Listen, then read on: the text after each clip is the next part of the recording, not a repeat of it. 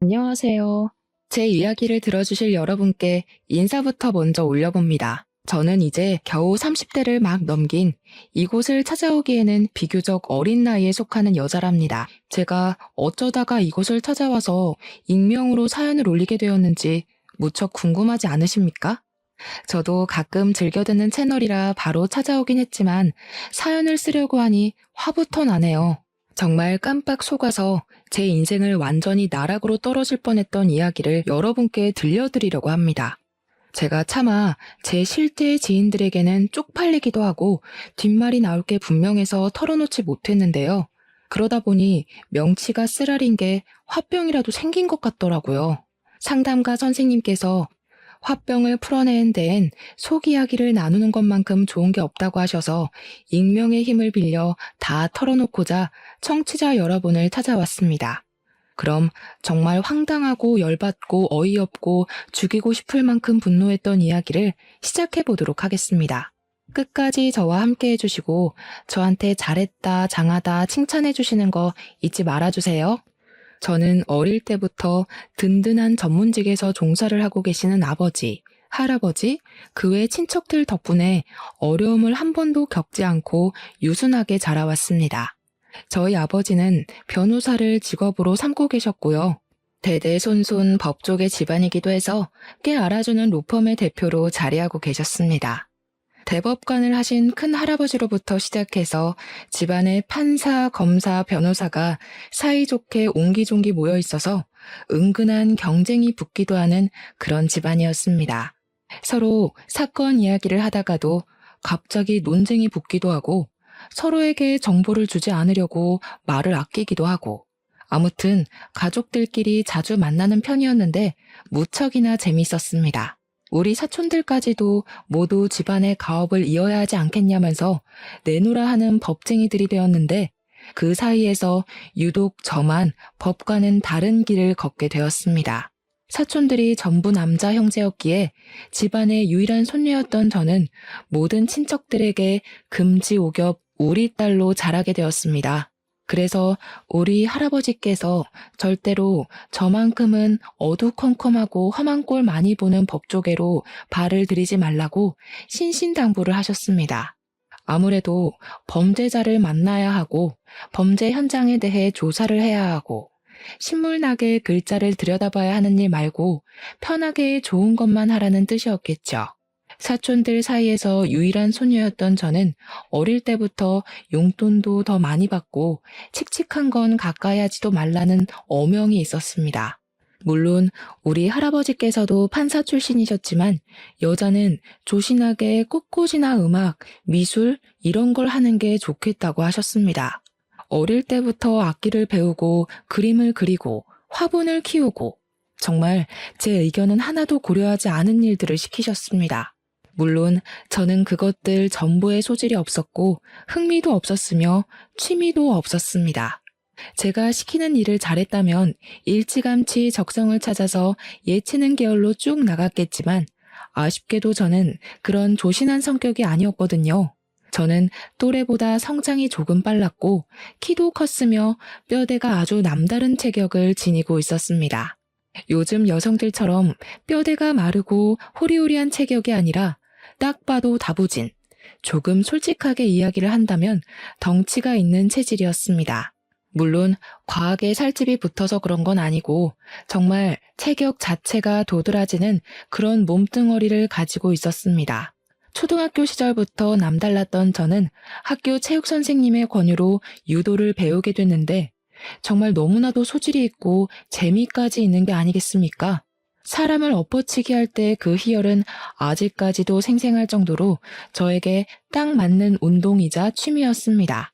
하지만 저희 할아버지께서는 늘 곱고 아름다운 우리 손녀딸, 벌레 한 마리도 죽이지 못하는 우리 손녀딸로 알고 계셨기 때문에 제가 유도를 배우는 건 절대적인 비밀이었습니다. 만약 제가 유도를 배우는 걸 아셨다면 그 길로 유도장에 찾아와 제 머리끄덩이를 잡고 집으로 돌아가실 분이었기에 전공은 못하고 취미로만 배우게 되었습니다. 다른 거라도 잘했으면 참 다행일 텐데 하필이면 운동 말고는 적성에 맞는 걸 찾지 못해서 저는 결국 집안의 반대를 무릅쓰고 체육학과에 진학을 했습니다. 몸 다치는 과격한 운동은 절대 안 된다고 해서 어쩔 수 없이 제 진로는 경기 심판일로 정해지게 되었고 생각지도 못한 공부를 하게 되었습니다. 우리 할아버지는 끝까지 저에게 그렇게 남자들이 득실득실한 곳에 찾아가서 일을 해야겠냐고 저를 말렸지만 별 수 있나요? 제가 관심 있는 일이 이쪽이고 잘하는 일도 이쪽인데 제 인생을 대신 살아주실 것도 아니면서 말입니다. 체육학과에 진학한 저는 유일하게 여자 같은 사람이었기에 남학생들의 많은 대시를 받게 되었고 대학을 다니면서 연애도 꽤 여러 번 하게 되었습니다. 아무래도 제가 진학을 하게 된 쪽이 남자들이 많은 곳이라서 더욱 저에게 관심이 쏠렸을 수도 있을 겁니다. 그때는 치마만 입으면 다 좋아할 나이 아니겠습니까? 저는 그 기회를 놓치지 않고 열심히 연애를 하면서 학교 생활을 즐겼습니다. 하지만 연애하는 걸 숨기지 못했던 저는 아주 곤욕스러운 일들을 수차례 겪게 되었습니다. 제가 유일한 여자 손녀라고 했잖아요. 우리 일가 친척들이 정말 오버를 해대면서 제가 남자친구를 사귄다는 소식이 들리면 학교에 찾아오고 그러는 겁니다. 진짜 얼굴을 들고 다닐 수 없을 정도로 쪽팔리는 일들이 한두 가지가 아니었습니다. 우리 귀염둥이의 남자친구가 누구냐면서 체육관에 찾아와 고래고래 소리를 지르는 사촌 오빠를 봤을 땐 정말 학교를 휴학할까 고민도 했습니다.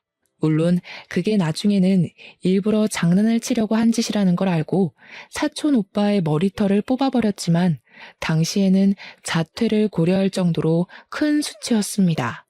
아무튼 금이야 오기야 자란 손녀답게 제가 남자친구를 만나도 제대로 된 대우를 받지 못하면 금방 헤어지기 일쑤였고요.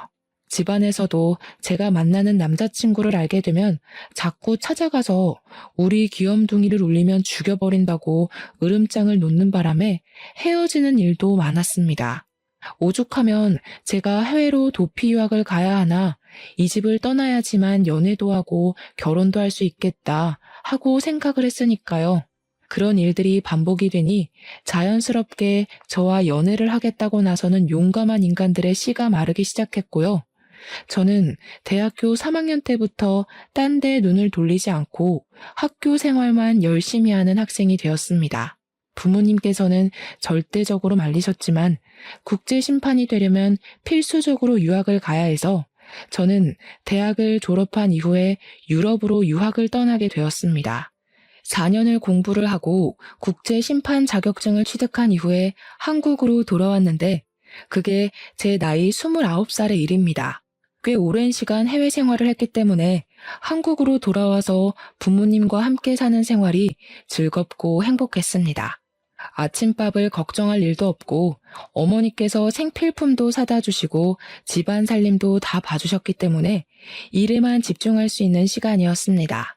우리 부모님도 정년을 향해 가면서 가정에 더 충실하시려고 노력하셨기에 우리 가정은 항상 웃음이 끊이지 않았습니다. 저는 운 좋게 바로 취업을 할 수 있었고 국내 대회 심판 일을 보면서 하루하루를 즐겁게 보내고 있었습니다. 제가 취업을 한 지 한 6개월쯤 지난 어느 날 우리 회사분 중 한 분이 저에게 남자를 소개해주고 싶다고 이야기를 하셨습니다. 한국에 와서는 남자친구를 사귀지 않았기 때문에 괜찮겠다 싶어서 뭐 하는 사람이냐고 물어보았습니다. 그러자 되게 비밀인 것처럼 상당한 부자라고 이야기를 하는 게 아니겠습니까? 자기도 간단한 회식 자리에 참석했다가 만나게 된 사람이라고 했습니다. 경기를 하게 되면 후원을 하는 스폰서 기업들이 붙기 마련 아니겠습니까? 그런데 가끔은 개인이 후원을 하기도 하거든요. 이 사람은 알부자인데다가 스포츠에 관심이 많은 사람이라서 개인적으로 경기 후원을 하는 사람이라고 하는 겁니다. 사실 개인이 큰 국내 대회 스폰서를 자처한다는 게 쉽지 않은 일이거든요. 정말 돈이 많아야지만 할 수 있는 일이랍니다. 잘 아시는 분이냐고 했더니 그건 아니고 다른 팀 회식 자리에서 소개를 받은 사람인데 제가 딱 생각났다면서 부잣집에 시집을 가면 자기한테 한턱 쏘라고 하더라고요. 사실 저희 집도 따지고 보면 부잣집이었기에 상대방이 돈이 많고 적고는 상관없었지만 계속해서 한번 만나보라고 권유를 하는 상사의 말을 거절하긴 좀 그랬습니다. 회사 사람들은 저희 아버지가 국내 5대 로펌 중 하나의 대표이고 집안이 대대손손 법조계 집안이라는 걸 모르고 있었기 때문에 그냥 웃고 말았습니다. 저에게 여자는 돈 많은 집에 시집 가는 게 최고라면서 보통 부자는 아닌 것 같으니 잘해보라고 만나보기도 전에 설레발을 치시더라고요. 상사가 그렇게까지 이야기를 하는데 저도 부잔데요? 하고 거절을 하는 것도 영 아닌 것 같고 남자를 만나고 싶은 마음도 있었기에 알겠다고 했습니다. 상사는 제가 긍정의 의미를 비추자 미혼이니까 이런 자리도 생기는 거라면서 수다스럽게 이야기를 하더라고요. 말에 어폐가 있긴 했지만 저를 위해서 그런 자리를 마련해 주신 거라고 하니 저도 기분 좋게 소개팅을 하기로 했습니다. 연락처를 받고 시간을 내서 소개팅 자리를 마련하게 됐는데 상대방 남자분이 생긴 것도 번지르르하게 꽤 잘생겼고 행색도 멀끔하더라고요. 아무래도 제가 보고 자란 브랜드들이 있으니까 남자가 딱 제 앞에 서자마자 머리부터 발끝까지 스캔을 쭉 했는데 옷도 죄다 비싼 것들이었습니다. 그 남자가 입고 온 슈트가 우리 사촌들이 좋은 자리 있을 때 입고 다니는 명품 슈트랑 같은 것이었거든요. 그날 밥 잘 먹고 저에게 집까지 데려다 주겠다고 해서 본가로 향하는데 차도 외제차를 끌고 왔더라고요. 아, 진짜로 개인 스폰을 하는 엄청난 알부자구나 라는 생각을 하게 됐습니다. 제가 소개팅 자리에서 직업을 물어볼 때 그냥저냥 주식이나 투자로 돈을 번다고 했었거든요. 그 말은 딱히 직업은 없다는 뜻 아니겠습니까? 그런데도 명품 슈트에 외제차를 끌 수 있는 유지력이 있다는 거니까 집안 자체가 부자구나 하는 생각을 하게 되었습니다. 생각보다 대화도 잘 통하고 허세도 없는 사람이라서 첫 만남에 집까지 데려다주고 하는 걸 거절하지 않았습니다. 그날 이후로 연락도 더 자주 하게 됐고 다음에 또 만나자는 약속도 잡게 되었습니다. 몇 번 만나보니까 사람이 더욱 진국이라는 걸 알 수 있게 되었습니다. 세심하게 배려를 하는 모습이라던가 제가 불편해하는 기색을 바로바로 눈치챈다던가 정말 로맨스 소설에 나올 법한 남자였습니다. 매번 저의 본가까지 데려다 주었고 저의 운전기사를 자처하는 그 남자에게 누가 빠져들지 않을 수 있을까요? 저희는 결국 연애라는 걸 시작하게 되었고 다른 연인들과 다름없이 서로에게 매일 밤 사랑을 속삭이면서 행복한 나날들을 보내고 있었습니다. 연애를 한 지 한 6개월쯤 지난 어느 날 우연히 남자친구와 함께 전시회를 보러 가게 되었는데 그 자리에서 하필이면 우리 사촌 오빠 중 한 명을 만나게 되었습니다. 오빠는 변호사로 일을 하고 있었는데 요즘 방송 프로그램을 보면 변호사들을 초청해서 사건 이야기를 나누거나 사연이 들어오면 법률 조언을 해주는 방송이 많지 않습니까? 그런 방송에 꾸준히 나와서 얼굴을 조금 알린 변호사였습니다. 관심 있게 보면 어느 방송에 나왔었는지 딱 알아차릴 수 있을 정도의 인지도를 가지고 있는 사촌이었습니다. 저를 보고 너무나도 반갑게 인사를 하면서 저한테 다가오길래 옆에 있는 남자친구가 의식되어 조금 당황스럽긴 했지만 저도 반갑게 인사를 해주었습니다. 오빠는 여기 무슨 일이야? 평소에 이런 거랑 친하게 지내는 사람도 아니면서. 아, 언니랑 같이 온 거야? 제가 막 물어보는데 사촌 오빠의 눈이 제 남자친구에게 콕 박혀 있더라고요. 어쩔 수 없이 여기는 내 남자친구라면서 사촌 오빠에게 인사를 시켜주니까 사촌 오빠도 그제야 악수를 청하며 남자친구와 통성명을 했습니다. 사촌 오빠는 결혼을 약속한 여자친구와 함께 전시회를 보러 왔다면서 시간이 없어서 밥이나 커피는 같이 못하겠다고 전시회 천천히 보다 가라며 먼저 자리를 떴습니다. 순간 집안 사람들이 전부 남자친구의 존재를 알게 되겠구나 싶어서 땀이 뻘뻘 흐르는데 예비신랑이 조용히 저한테 물어보더라고요. 저 사람 요즘 방송에 자주 나오는 변호사 아니야? 저 사람이 자기 사촌이라고? 응, 우리 사촌 오빠야. 아버지가 삼형제신데 그중에 둘째 동생 아들. 왜? 아니, 방송 나오신 거 봤거든. 집안이 대대손손 법조계에 있다고 하는 걸 들었는데? 맞아. 우리 집에서 나 빼고는 다들 법조계에서 일하고 있어. 사촌 오빠가 방송에 나와서 몇 번 가족들에 대해서 이야기를 한 적이 있나 보더라고요. 그동안은 제가 사촌들에 대해서 이야기를 한 적이 없었으니 전혀 연관을 짓지 못하고 있다가 우연히 만난 사촌 오빠 때문에 저희 집이 어떤 집안인지 알게 된 것이었습니다. 사실 대대손손 법조계라고 하면 보통 사람들은 부담스러워하긴 하거든요. 하지만 남자친구도 집안이 꽤 부자니까 별로 신경 쓰지 않을 것이라고 생각했습니다. 그건 제 착각이었죠. 남자친구는 저희 집안이 부담스러웠던 건지 뭔지 사촌 오빠를 만난 이후에 이상하게 뜨뜨미지근한 태도를 보였습니다. 간이고 쓸개고 다 빼어줄 것처럼 굴었던 남자친구가 은근히 거리를 두려고 하는 모습에 저에게 정이 떨어졌나 싶어서 속상하기도 했습니다. 저는 참지 않고 솔직하게 말을 해달라고 왜 요즘 거리를 두는 거냐고 물어보니까 화들짝 놀라면서 오해라고 하더라고요. 투자를 하던 주식 하나가 손해를 보게 되어서 요즘 기분이 좋지 않았다고 걱정시켜서 오히려 미안하다고 저에게 사과를 했습니다. 그 뒤로는 또 잘해주길래 정말 투자 때문에 그런가 보다 하고 생각하게 되었어요. 하지만 간혹 가다가 이상한 기분이 들 때도 있었습니다. 예를 들면 남자친구가 자기는 미국 유학을 다녀왔다고 이야기를 했는데 동부 서부를 헷갈려 하더라고요. 거기다가 저도 유럽권으로 유학을 갔다 와서 영어를 더 많이 썼었는데 예비 신랑은 미국으로 다녀와 놓고도 영어를 잘 하지 못했고요.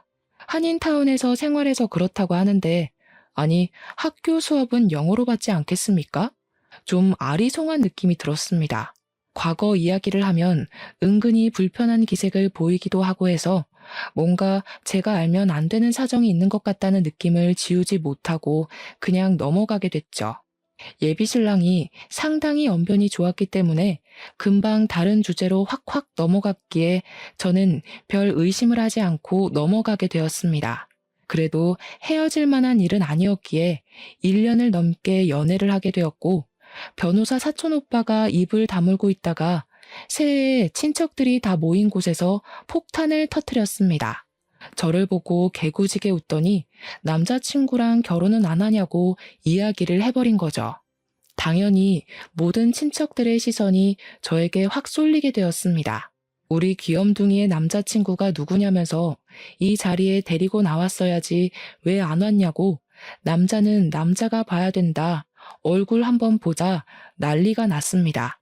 저한테 폭탄을 넘긴 사촌 오빠를 보면서 이를 뿌듯 갈고 남자친구랑 이야기를 잘 해보고 다음 모임 때는 데려와 보겠다고 했습니다.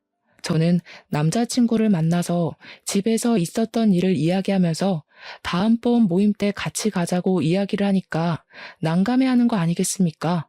그러면서 하는 말이 제가 들고 다니는 가방이라든지 차, 사는 집, 옷만 보고 부자일 거라 생각을 하긴 했지만 법조계 집안인지는 몰랐다고 하더라고요. 저는 솔직히 그게 무슨 문제가 되나 싶어서 이해를 하지 못했습니다. 우리 집에서 보자고 하니까 같이 가자고 한 것뿐이니까요. 하지만 남자친구는 아직 만난 지 1년밖에 되지 않았으니 천천히 했으면 좋겠다고 부담스럽다고 했습니다. 며칠 전까지만 해도 언제 결혼하냐, 빨리 가정을 꾸리고 싶다고 노래를 불렀던 것 같은데 갑자기 저러니 이상했습니다. 하지만 누구라도 저희 집이 부담스러울 수 있다고 생각이 들기도 해서 그냥 넘어갔습니다. 저도 그런 시선을 느낀 적이 몇 번 있었기 때문에 나서서 저희 집안이 대대손손 법조인들로 이루어져 있다고 말을 하고 다니지 않았거든요. 예비 신랑이 몇 주간 고민을 하더니 저에게 대뜸 우리 집 식구들을 보기 전에 자기 집 식구들을 먼저 만나보는 게 좋겠다고 하더라고요.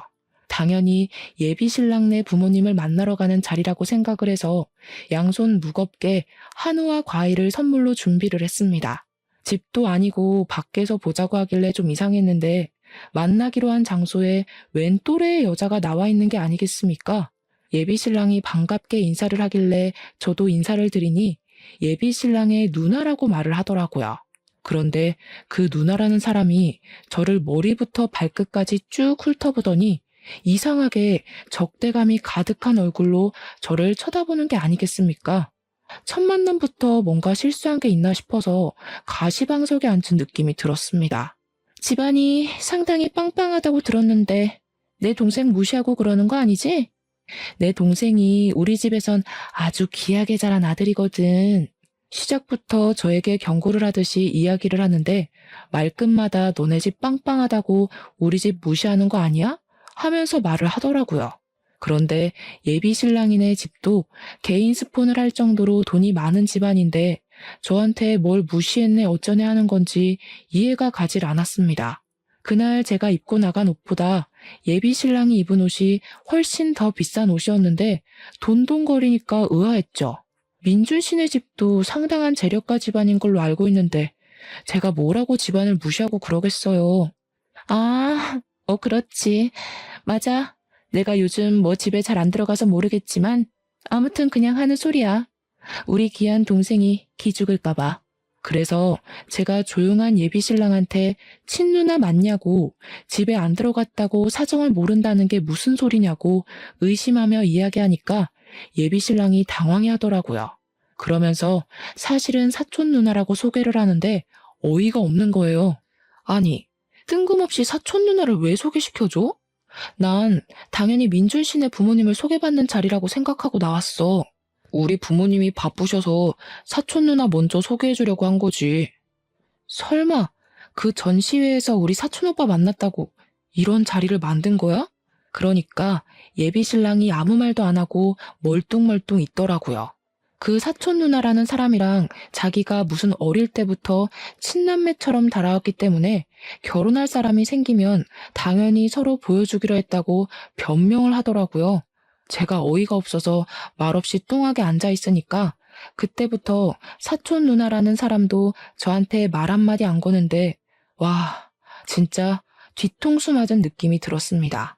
저도 먼저 화해의 제스처를 취하고 싶지 않아서 물어보는 말에만 대충 대꾸하고 자리를 빨리 끝내고 싶은 사람처럼 굴었습니다. 드디어 예비 신랑 입에서 이만 일어나자는 이야기가 나왔고 당연히 제가 준비해간 선물은 민준 씨 손에 들려주려고 했죠. 근데 사촌 누나라는 사람이 선물 준 거는 잘 먹을게 하면서 양손에 쥐고 일어나려고 하는 게 아니겠습니까? 놀래서 제가 확 낚아챘습니다. 저를 무슨 짓이냐는 듯 쳐다보길래 이것까지 주면 진짜 호구 잡히는 것 같은 기분이 들어서 웃으면서 이야기를 했습니다. 이거는 민준 씨 부모님 드리려고 산 거라서요. 민준 씨가 집으로 가지고 들어가. 얘 좀 봐라. 얘, 내 입은 입도 아니니? 내가 안 그래도 물어보고 싶은 게 많았는데 우리 민준이 얼굴 봐서 꾹 참았거든. 너네 집안 사람들은 죄다 법조계에서 일한다고 하더니 너는 왜 체육과야? 공부 못해서 어쩔 수 없이 그쪽으로 빠진 거 맞지? 보니까 집안이 잘난 거지 지는 잘난 거 하나 없구먼.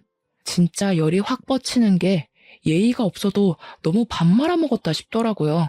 제가 인상을 쓰고 사촌 누나라는 사람을 쳐다보니까 더럽고 치사해서 그냥 가겠다고 빈손으로 성큼성큼 나가더라고요. 제가 또 기골이 장대한 여자고 키도 사촌 누나보다 크고 운동을 계속 해왔으니까 몸이 진짜 좋은 편에 속하거든요. 제가 째려보니까 무섭기라도 했나 완전 뒷공문이 빠지게 도망간다 싶어서 솔직히 조금 고소한 마음도 들었습니다. 운동을 배운 게 이런 데서 도움이 될 거라고는 생각도 못했거든요. 예비 신랑의 가족이긴 하지만 어쨌든 사촌 누나를 만난 이후에 제가 우리 부모님을 만나러 가자고 이야기를 하는데 계속 이 핑계 저 핑계 대면서 미루더라고요. 안 되겠다 싶어서 그럼 예비 신랑이네 부모님부터 만나러 가겠다고 집으로 가자고 하는데 집에 왜 오려고 하냐 그냥 편하게 밖에서 만나자 하더라고요. 집 청소를 안 하고 뭐 주식 자료며 그런 걸로 정신이 없다고 밖에서 만나야 부모님도 편하실 거라고 하더니 나를 안 잡는 거예요. 만나자, 날 잡을게. 아, 그날은 안 된대. 이게 무한으로 반복되니까 저도 짜증이 나잖아요. 그래서 그냥 결혼하지 말자고 때려치우자고 강하게 나갔습니다. 그제야 다음 주 토요일에는 시간이 된다고 하셨다면서 만나자고 하는데 점점 정이 털리더라고요. 결국에는 토요일에 시부모님 되실 분들을 만나서 한정식 집에서 밥을 먹었는데 예비 시부모님 인상이랑 예비 신랑의 인상이 완전히 달라서 놀랬습니다. 예비 신랑은 키도 크고 피부도 하얀 편이고 쌍꺼풀이 없는 눈이었는데 시부모님은 두 분 다 쌍꺼풀도 있고 키도 작고 까무잡잡하시더라고요. 길 가다가 가족이라고 말 안 하면 진짜 생판 남이구나 싶을 정도로 닮은 구석이 하나도 없었습니다. 그날 한정식 집에서 뭐 들어도 안 들어도 상관없는 살아온 이야기 같은 걸 듣고 자리를 파하는데 제가 잘 먹었습니다 하고 인사를 했어요. 그러니까 예비 시부모님께서 무척이나 당황해 하시면서 본인들은 당연히 예비 며느리가 사주는 줄 알고 지갑을 안 들고 왔다고 하시는 거예요. 어쩌지? 우리가 지갑이 없는데 하는데 황당해서 그냥 제가 계산을 하고 나왔습니다. 예비 신랑도 어쩔 줄 몰라 하면서 부모님이 지갑을 안 들고 오실 줄은 꿈에도 몰랐다고. 뭐 어쩌겠어요. 그 뒤로 저희 집안 가족 모임이 잡히게 되었고 예비 신랑에게 우리 집 모임에 같이 가자고 했습니다. 매년 어버이날마다 가족들끼리 모여서 밥을 먹는데 한 3주 정도 남은 시점이었거든요. 이왕이면 미리 말해주는 게 좋겠다 싶어서 이야기를 했죠. 그러니 예비 신랑이 알겠다고 그날 만발의 준비를 해서 오겠다고 하더니 그 다음 날부터 주식시장에 변동이 심해서 일을 좀 해야 할 것 같다고 만나주질 않더라고요. 이건 또 무슨 일인가 싶어서 어이가 없었지만 저도 경기 일정이 계속 잡혀 있었기 때문에 서로 바빠서 아예 만나지를 못했습니다. 어버이날 전날에 약속 있지 않았지? 하니까 걱정하지 말라고 준비 다 했다고 하더라고요. 그래서 가족들에게 줄 선물이라도 챙긴 건가 싶어서 혼자 기특해하고 있었습니다.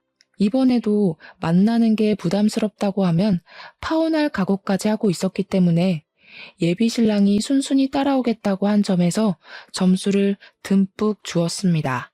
결혼 준비를 시작한 것도 아니고 이제 겨우 인사를 드리는 것뿐인데도 이렇게 복잡하니 결혼 준비는 얼마나 복잡할까 겁이 나기도 했습니다.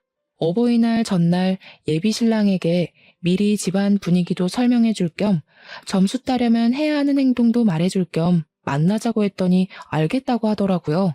그래서 회사 쪽 카페에서 만났는데 저는 진짜 너무나도 놀라고 말았습니다. 신랑이 글쎄 쌍꺼풀 수술을 하고 나타난 게 아니겠습니까? 너무 놀란 나머지 커피를 쏟은 것도 모른 채로 입을 떡 벌리고 있었습니다. 예비 신랑이 수줍게 웃으면서 잘 어울리냐고 우리 집에 잘 보이고 싶어서 쌍꺼풀 수술을 했다고 하는 겁니다. 그런데 쌍꺼풀을 어디서 수술한 건지 너무 두껍게 집어버린 탓에 너무 느끼해져 버린 거예요. 꺼벙해진 눈을 보는데 도무지 시선을 맞추지도 못하겠고 멀쩡하게 잘생긴 그 얼굴을 왜 저렇게 망쳐놨나 싶어서 속이 답답할 지경이었습니다. 물론 얼굴 뜯어먹고 사는 건 아니지만 성형 수술을 해서 더욱 못나져버린 얼굴을 보니까 없던 화병이 다 생길 지경이었습니다. 수술한 지 3주가 됐다고 했으니 제가 우리 집에 인사를 드리러 가자고 하자마자 눈을 수술을 하고 나타난 것이었습니다. 그동안 실밥에 붓기 때문에 저랑 데이트를 하지 못했던 거라고 이제 와서 말해서 미안하다고 하면서 활짝 웃는데 못 참겠더라고요. 진짜 눈이 감기나? 싶을 정도로 두껍게 집은 탓에 저게 붓기인 건지 아니면 붓기가 다 빠진 건지 헷갈릴 지경이었습니다. 집에는 이미 예비 신랑이 인사를 드리러 올 거라고 말을 해놨는데 이제 와서 눈 때문에 못 데려가겠다고 할 수도 없고 해서 울며 겨자 먹기로 다음날 모임에 예비 신랑을 데리고 나갔습니다. 다들 예비 신랑의 얼굴을 보자마자 하면서 말이 없더라고요.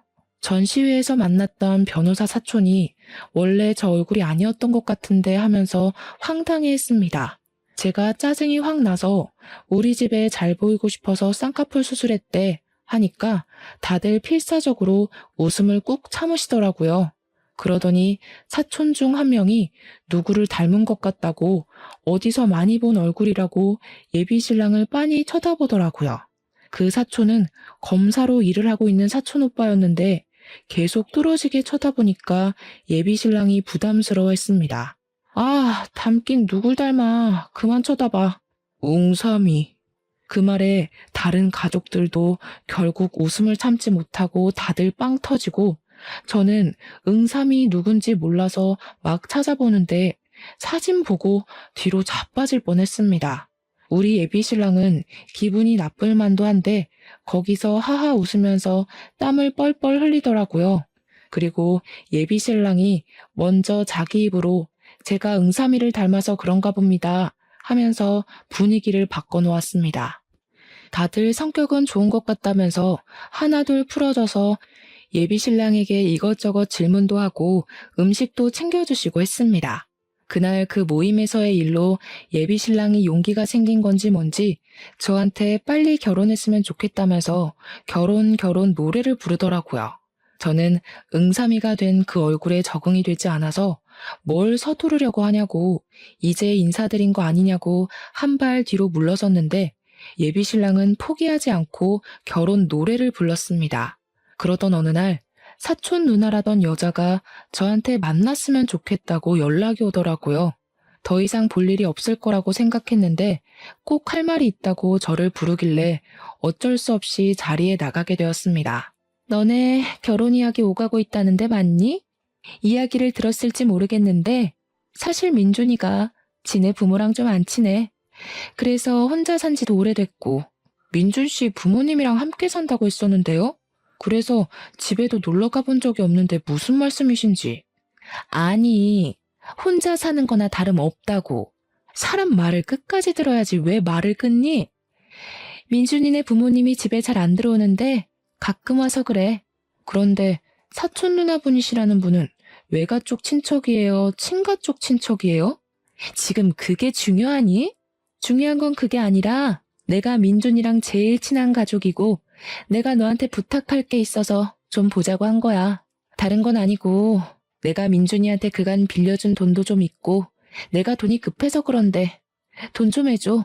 저는 순간 저한테 돈이라도 맡겨놓은 줄 알고 깜짝 놀랐습니다. 민준 씨에게 빌린 돈이 있으면 당연히 민준 씨에게 받으셔야지. 그걸 왜 저한테 달라고 하세요?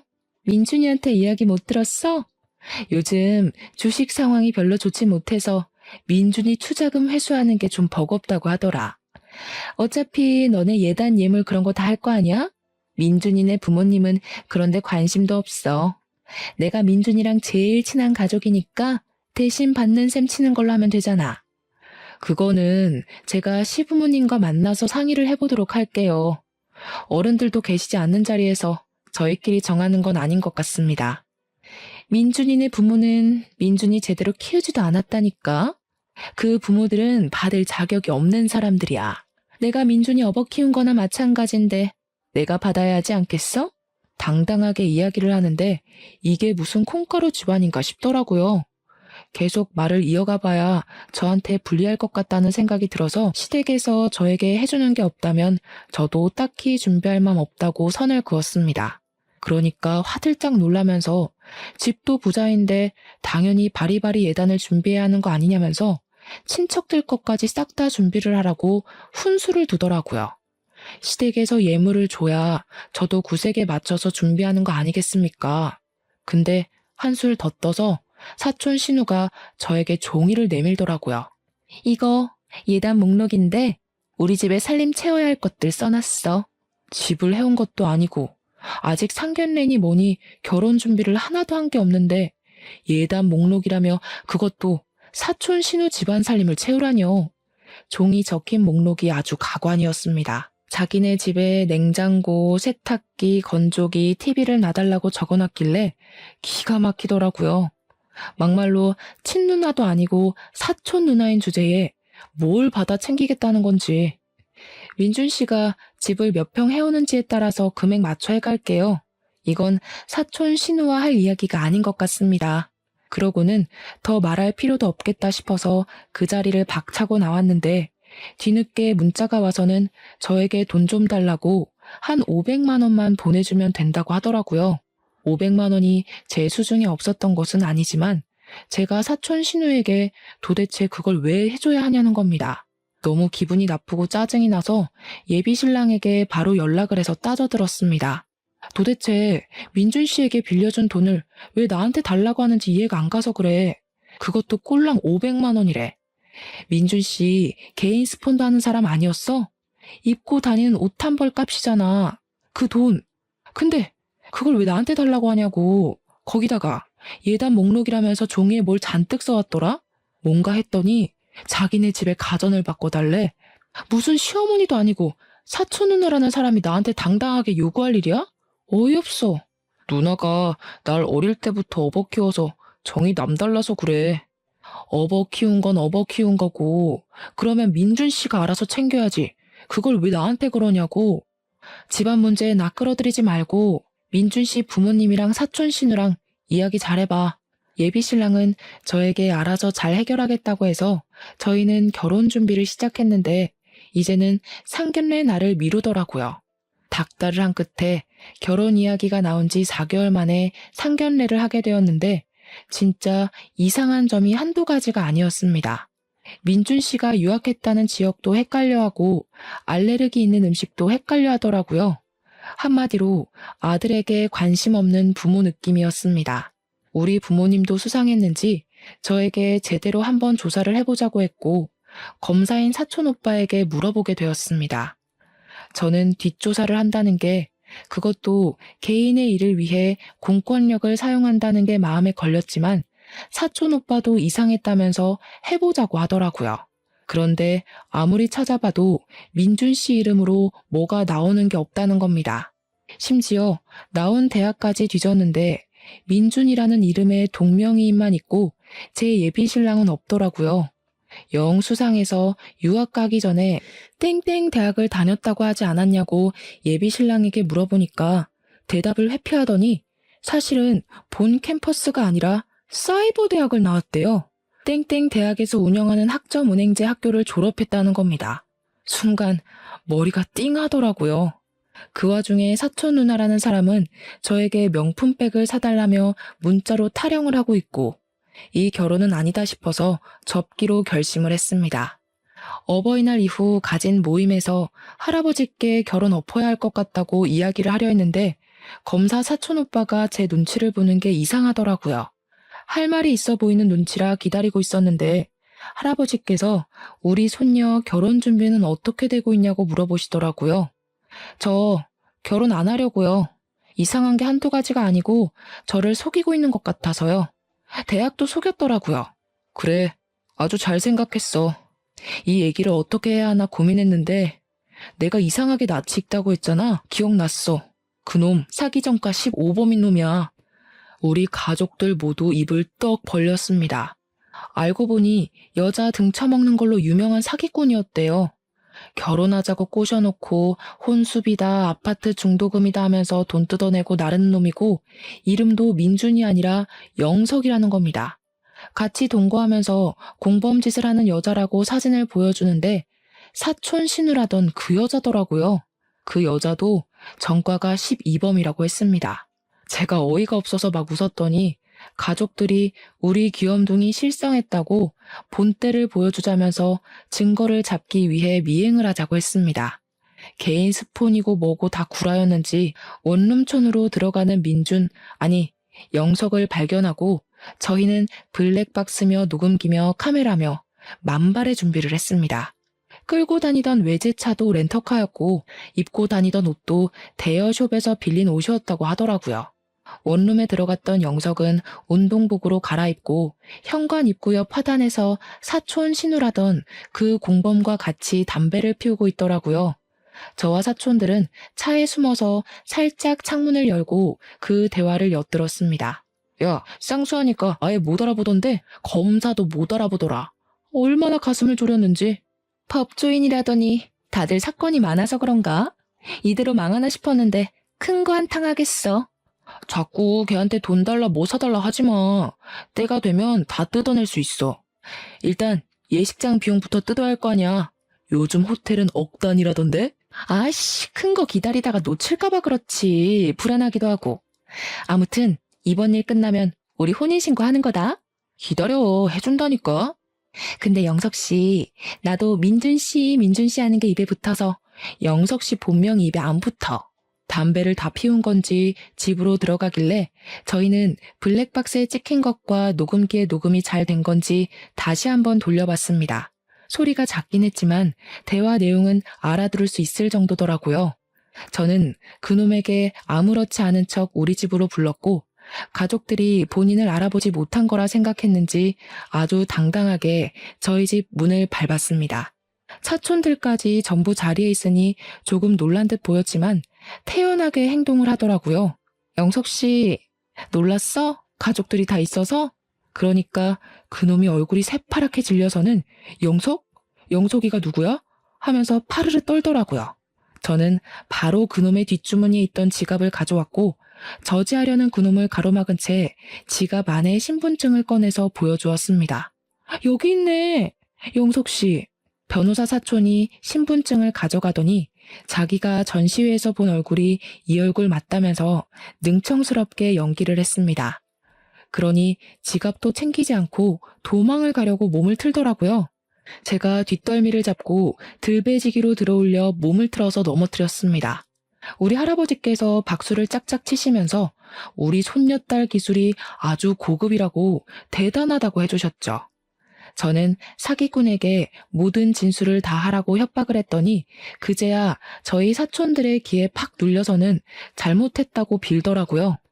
경찰에 바로 신고를 해서 여기 사기꾼이 있으니 잡아가라고 했고 사기꾼은 저에게 한 번만 봐달라고 눈앞에 나타나지 않겠다고 했지만 저는 조용히 그놈을 경찰에게 인계했습니다.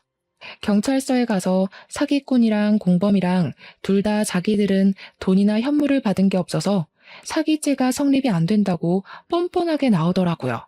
당연히 그럴 줄 알고 공범의 통장에 전날 500만 원을 보내놨었거든요.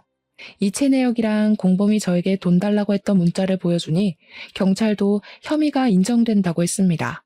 억울한 눈으로 저를 바라보는데 저는 웃으면서 제가 당할 뻔한 이야기를 쭉 경찰에게 진술했습니다. 이미 전과 15범, 12범이라서 가중처벌을 받을 텐데 합의하실 거예요? 아니면 소송전? 당연히 소송이죠. 합의를 울부짖는 그 연놈들이 유치장에 갇히는 걸 보고 나서야 저는 경찰서를 나왔습니다.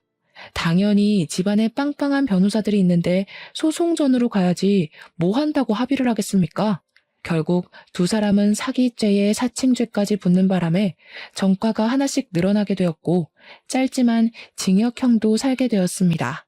그 뒤로 아주 불편하게 사촌들이 직접 소개해주는 남자들만 만나라는 할아버지의 명령이 떨어졌지만 한동안 남자 만날 일은 없을 것 같습니다.